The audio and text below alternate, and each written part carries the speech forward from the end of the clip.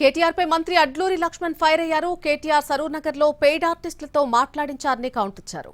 BRS the paper లీక్ల పాలన, రేవంత్ రెడ్డిది ప్రజాపాలన అని అన్నారు. రాబోయే రోజుల్లో తెలంగాణ ప్రజలే బీఆర్ఎస్ కు బుద్ధి చెప్తారని అన్నారు అడ్లూరి లక్ష్మణ్.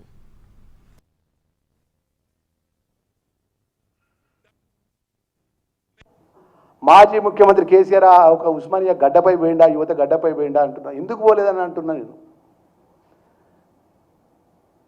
తెలంగాణ కోసం ప్రాణాలు అర్పించినటువంటి తెలంగాణ యూనివర్సిటీ విద్యార్థులు కుటుంబాన్ని లెక్క చేయకుండా తల్లిదండ్రులు ఎంతో కష్టపడి చదివించిన ఆ చదువును పక్కకు పెట్టి మా తెలంగాణ రాష్ట్రం వస్తే మా బతుకులు బాగుపడతాయి, గ్రామీణ ప్రాంతంకి వెళ్ళి యువత 90% గ్రామాలకు వెళ్ళి పేద కుటుంబానికి వచ్చిన వాళ్ళంతా కూడా తెలంగాణ బిడ్డలంతా కూడా ఉస్మానియా యూనివర్సిటీలో చదువుకుంటారు, కాకతీయ యూనివర్సిటీలో చదువుకుంటారు.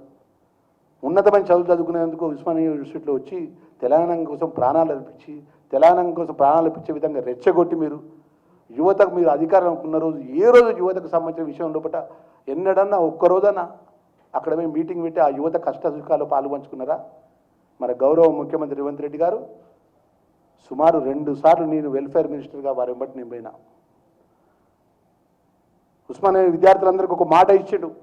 నేను ఈరోజు ముఖ్యమంత్రిగా ఇక్కడ ఉస్మానియా యూనివర్సిటీ పై మీటింగ్లో ఈరోజు నేను వచ్చినా ఈరోజు ఉస్మానియా యూనివర్సిటీ అభివృద్ధి కోసం రేపు అతి త్వరలో ఒక 1000 కోట్ల రూపాయలతో ప్రభుత్వ పరంగా నిధులు ఆమోదం తెలిపిన రోజు మళ్ళీ ఆ రోజు నేను వస్తా అని చెప్పేసి మాట ఇచ్చి అదే డిసెంబర్ నెలలో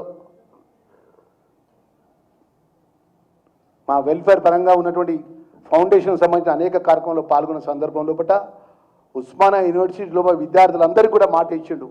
నేను రాష్ట్ర ముఖ్యమంత్రి కాదు, మీ అన్నగా చెప్తున్నా, నిరుద్యోగ యువకుల పక్షాన ఈ కాకతీయ ఉస్మానియా యూనివర్సిటీని గొప్పగా ఈ రాష్ట్రంలో ఉన్నత స్థాయిలో తీసుకొచ్చే విధంగా నిధులు ఇస్తా అని చెప్పేసి ఇచ్చిన మాట పరంగా 2 మీటింగ్లు చేసినాం. మేము యువత పక్షాన మేము నిలబడ్డాం.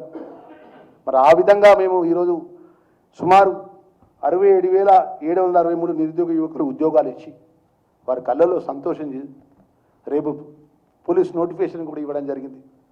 మరి అనేక అంశాల విషయంలో కూడా మేము ప్రజల మధ్యలో ఉండి ఈరోజు గౌరవ ముఖ్యమంత్రి గారు ప్రభుత్వం ముందుకెళ్తుంటే ఏం అర్థమైతలేదు మా బావకు బావమార్దికి ఇద్దరికి.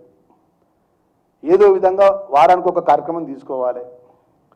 ఆ కార్యక్రమం తీసుకొని సోషల్ మీడియాలో సోషల్ యూనివర్సిటీ ద్వారా నోటికి ఇష్ట ప్రభుత్వాన్ని ముఖ్యమంత్రి గారిని ఏది పడితే అదే మాట్లాడాలి. ప్రభుత్వాన్ని ఏదో విధంగా ఇరకాటంలో పెట్టాలి. వాళ్ళు ఫస్ట్ ఏం మాట్లాడిన గత 3 నెలల క్రితం తీసుకోండి, సివిల్ సప్లై గురించి మాట్లాడారు. సివిల్ సప్లై అయిపోయింది.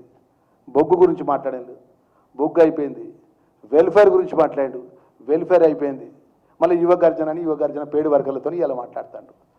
వాళ్ళకి ఏంటంటే రేపు 29 వరకు ఈ ప్రభుత్వం మళ్ళీ తిరిగి వస్తుంది అధికారంలోకి రెండోసారి, మా ఉనికి గల్లంత అవుతుంది. ఏదో విధంగా ముఖ్యమంత్రి రేవంత్ రెడ్డి గారిని రేవంత్ ప్రభుత్వాన్ని ఇరకాటంలో పెట్టే విధంగా ఒక అబద్ధాన్ని 10 సార్లు చెప్పి నిజం చేస్తా అని చెప్పి యువగర్జన పేరు మీద ఏదైతే మాట్లాడిన పచ్చి అబద్ధాలని మేము పూర్తిగా ఖండిస్తున్నాము.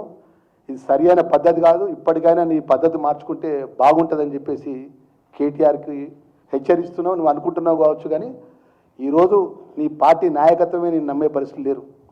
మీ కుటుంబానికి సంబంధించిన తగాదా ఏదైతే ఉన్నదో అది ఫస్ట్ పరిష్కారం చేసుకోండి.